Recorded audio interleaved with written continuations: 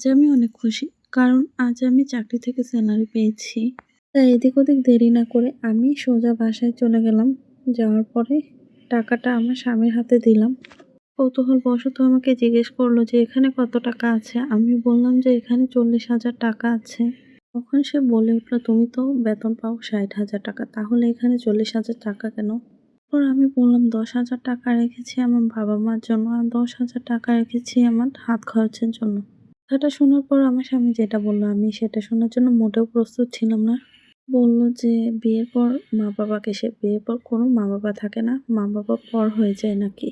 এটাও বলে উঠল যে, "তোমার হাত খরচের টাকা কেন লাগে? আমিই তো সবকিছু দেই তোমার যা কিছু লাগে। গাড়ি ভাড়া, জামা-কাপড়, কসমেটিক যা বাজার লাগে সবকিছুই তো আমি দেই। তাহলে তোমার আবার এক্সট্রা টাকা রাখা লাগে কেন?" কথাগুলো শুনে সঙ্গে, সঙ্গে আমি ২০,০০০ টাকা তার হাতে তুলে দিলাম।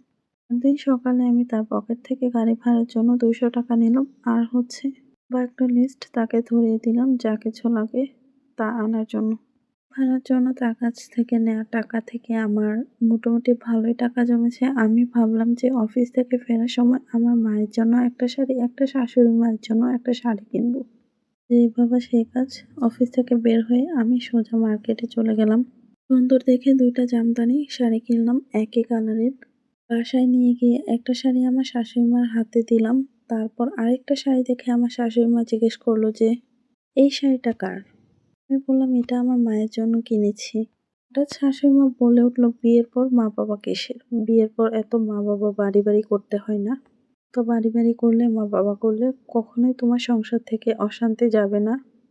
পর মা-বাবা পর হয়ে যায়। মা-বাবা আপন থাকে না। তাই মা-বাবা বেশি করো না।" শাশুড়িমায়ের কাছ থেকে এই কথাগুলো শুনে আমার বুকের ভেতরটা মোচড় দিয়ে উঠল। আমি কখনো ভাবতে পারিনি তিনি আমাকে এইসব কথা শোনাবেন। ভারী মন নিয়ে আমি ঘরে চলে গেলাম। কিছুদিন কাটার পর হঠাৎ দেখি আমার শাশুড়ি মায়ের হাতে একটা নতুন শাড়ি। আমি জিজ্ঞেস করলাম, "এই শাড়িটা কিসের মা? কে দিয়েছে?" তিনি আমাকে বললেন যে, "এটা আমার মেয়ের জামাই দিয়েছে।" তখন আমি সাথে, সাথে বলে উঠলাম যে, "আল্লাহ মা, কেন আপনি এই শাড়িটা নিয়েছেন? এখন তো আপনার মেয়ের সংসার থেকে অশান্তি যাবে না। বিয়ের পর তো মেয়েদের মা-বাবা করতে নেই। তাহলে আপনার মেয়ে কেন আপনাকে শাড়ি দিল?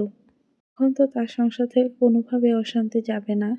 শাশুড়িমা কথাগুলো শোনার পর মুখটা কালো করে ঘর থেকে বেরিয়ে গেল কিছু না বলেই। সে আর কি বলবে? তার থেকেই তো আমি কথাগুলো শুনেছি, তাই আমিও বললাম।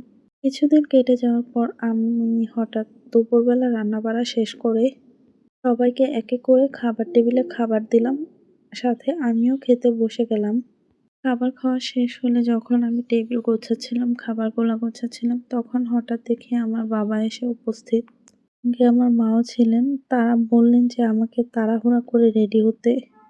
তাদের যেন কি একটা দরকার আছে আমার সাথে। এরপর আমি জিজ্ঞেস করলাম, "মা বাবা কিসের দরকার আমার সাথে?"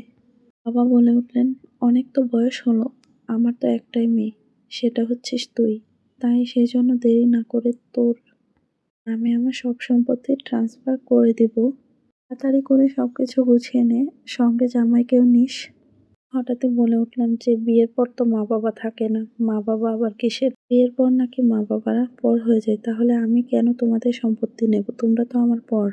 আমার বাবা কথাগুলো শুনে বলে উঠল যে, "কেমন ধরনের কথা বলতেছিস তুই?" আমি বললাম যে, "এটা কেমন ধরনের কথা হলো? এগুলো তো আমি আমার শাশুড়ি মা, আমার জামাইয়ের কাছ থেকে, আমার শ্বশুরবাড়ি থেকেই শুনেছি।" কথাগুলো শোনার পর আমার শাশুড়ি, আমার জামাই, শ্বশুরবাড়ির লোক তাদের ভুল বুঝতে পারল। স্টোরিটা কালেক্টেড ছিল। ভালো লাগলো তাই আপনাদের সঙ্গে শেয়ার করলাম।